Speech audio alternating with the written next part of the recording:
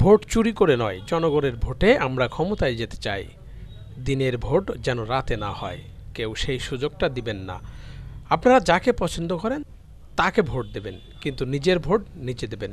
আমরা ভোট চুরি করতেও চাই না, বিনা ভোটে নির্বাচিত হতে চাই না।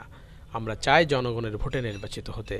বৃহস্পতিবার দুপুরে সাতক্ষীরার তালা উপজেলার কুমিরা বলফিল্ড মাঠে উপজেলা মহিলা দলের কর্মী সভায় প্রধান অতিথির বক্তব্যে বাংলাদেশ জাতীয়তাবাদী মহিলা দলের সভাপতি আফরোজা আব্বাস এসব কথা বলেন। কর্মী সভার উদ্বোধন করেন সাবেক এমপি ও কেন্দ্রীয় প্রকাশনা বিষয়ক সম্পাদক হাবিবুল ইসলাম হাবিব।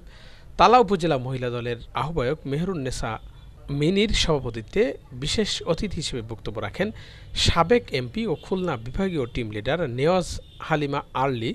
প্রধান আলোচক সাতক্ষীরা জেলা বিএনপির আহ্বায়ক রহমতুল্লাহ পলাশ।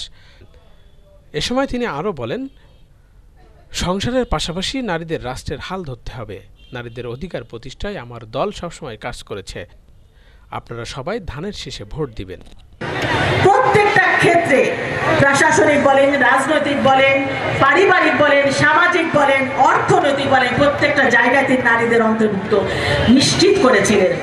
আজকে গার্মেন্টস শিল্পের যে মূল চালিকা শক্তি, সেখানেও কিন্তু নারী। এটা আমাদের শহীদ রাষ্ট্রপতি জিয়াউর রহমানের অবদান। তারপর আমাদের দেশনেত্রী বেগম খালেদা জিয়া আমাদের নারী শিক্ষাকে অবৈতনিক করেছিলেন, ম্যাট্রিক, ইন্টারমিডিয়েট এবং পরবর্তীতে ডিগ্রি। সেই নারী নেত্রী জীবনের কোন নির্বাচনে যিনি কখনো পরাজিত হন নাই। প্রথম নির্বাচনে তিনি 5টি আসন থেকে নির্বাচন করে 5টিতে জয়লাভ করেছিলেন। সেই আপসীন নেত্রী, বাংলাদেশের প্রথম নারী প্রধানমন্ত্রী দেশ নেত্রী বেগম খালেদা জিয়া, যিনি 17টা বছর এই জুলুম নির্যাতন সহ্য করে আমাদেরকে ফেলে কিন্তু তিনি বিদেশে চলে যান নাই। তিনি সত্যিকারের মা, তিনি তো চলে যেতে পারতেন, তিনি তার সন্তানদের নিয়ে বাইরে আরামে এসে দিন কাটাতে পারতেন, কিন্তু তিনি যান নাই। কিন্তু কারণ তিনি দেশকে ভালোবাসেন, দেশের জনগণকে ভালোবাসেন। এই দেশ নেত্রী বেগম খালেদা জিয়া ভিশন 2030 নারীদের কথা বলেছিলেন।